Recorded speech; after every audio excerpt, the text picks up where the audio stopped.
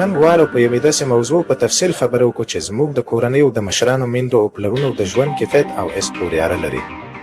ډیره وخت زموږ په ټولنه کې داسې فکر کیږي چې کله یو انسان سپین ږیره شي یا عمر له 50 کلونو واوړي نو باید یوازې استراحت وکړي او حرکت کم کړي. خو ساینسي حقیقت دا دی چې له 40 کلونو وروسته د انسان بدن په هره لسیزه کې له 3 څخه تر 8% پورې خپل عضلات له لاسه ورکوي. دا پروسه د هډوکو د کمزورۍ او د بندونو د وچوالي لامل کیږي چې په پایله کې انسان د نورو مرستې ته اړ باسي. فتنس او ورزش په دې عمر کې یوازې یو شوق نه بلکې د ژوند بقا ده. کله چې یو مشر په منظم ډول د خپل عمر په تناسب تمرین کوي، د هغه د زړه عضلات قوي کیږي، وینه په رګونو کې په سمه توګه جریان پیدا کوي او د وینې فشار او شکر په طبیعي ډول کنټرولوي. تر ټولو مهمه دا چې ورزش د دماغ حجرې فعالې ساتي او د حافظې د کمزورۍ مخه نیسي. موږ باید پوه شو چې یو قوي بدن په زوروالي کې د یوه ډال په څیر دی چې د هر ډول ناڅاپي ناروغیو مخه نیسي.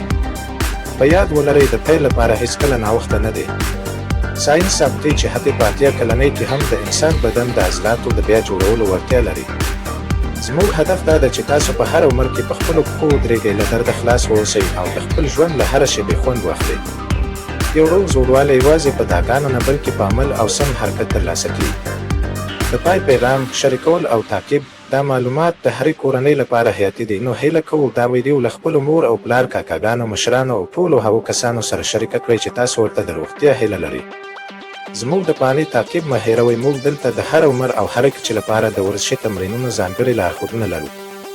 همدارنګه موږ تاسو ته د صحي خوړو او د تغذیې داسې پلانونه وړاندې کوو چې ستاسو د بدن له اړتیاو سره برابر وي.